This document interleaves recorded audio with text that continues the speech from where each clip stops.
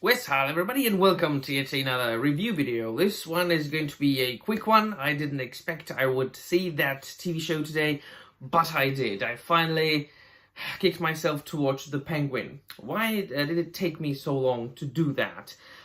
Because I suffer, my dear friends, from a little bit of a superhero fatigue, but the reviews have been good, and on this channel I refuse to be 100% negativistic. I always like to review something good, and besides being a great fantasy and science fiction aficionado, I am a lifelong comic book fan, and coincidentally Batman is my favorite mainstream superhero, and has always been.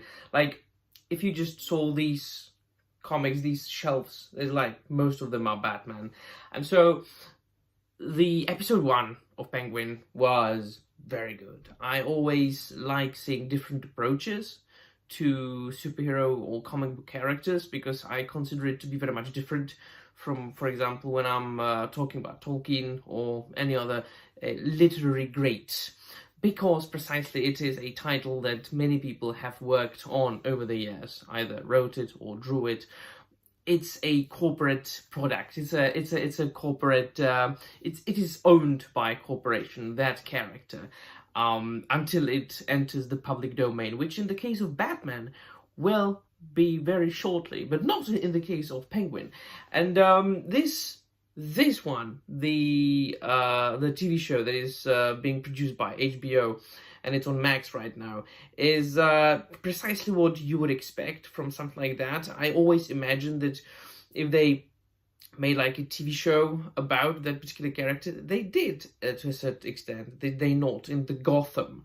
But I didn't like see the entirety of the Gotham TV show, or like the first season or the second, and I never really liked the Gotham, precisely because I didn't like the concept of all the supervillains already, you know, like being present there, being adults, and Bruce Wayne being a little kid. So by the time he grows up to be Batman, all the supervillains would be like old men and old women.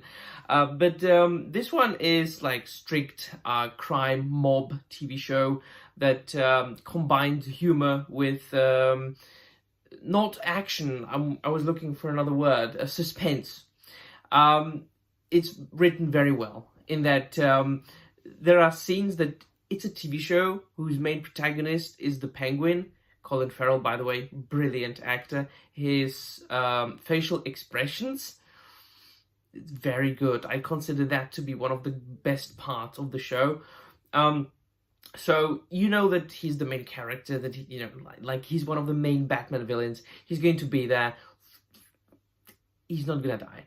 But still, when he meets Sophia Falcone, who is a character that was made up by Jeff Loeb and Tim Sale in Batman The Long Halloween, and she looks definitely a maniacal in that TV show, at least in the first episode. But the scenes with her in the restaurant is like full of suspense, and you say, oh Jesus, she knows, or she's gonna know. I'm not going to spoil much. So Sophia Gigante, or Gigante as she was called in the comic book, looks very much different from what she looked like in the comic book. I'm looking for her right now, because in the comic she was a gigantic woman. That's why they called her Gigante or Gigante.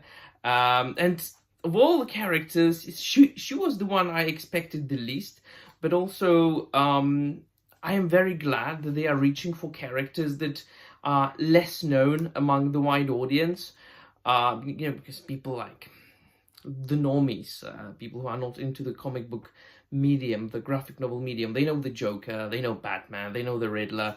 There she is, Sophia Gigante. Look, that's her from the TV show that I'm sure you will all love this character. And the actress, I know her from somewhere, but I don't know where I know her from, but she did a good job. She definitely looks maniacal enough. So the difference between her in the show and in the character is that in the comic she was like 2 meters high, or 2 meters tall, and Alberto was a little bit more comic book accurate. He was like this scrawny little fella, but in the comic, he was like a daddy's little boy, you know, who was always sucking up to his father. I'm not going to spoil much. So, besides recommending this very suspenseful crime, mobster, mafia show about the Penguin, I will recommend that. And besides that, I recommend this classic that everybody knows. One gripe that I had, and you might tell me if I'm wrong or if I'm right, I was waiting for the entirety of the final credits. I didn't see the names of Jeff Loeb and Tim Sale, and I think they should be thanked, because if I'm not wrong, they actually came up with the character of Sophia Falcone in this particular comic book series. But this is just a little nerd geek thing that I think about when watching superhero-based TV shows. Otherwise, wasn't bored at all watching the an hour and 7 minutes or something like that. I definitely appreciated the supporting characters, and finally talking about the main character, the protagonist, Penguin.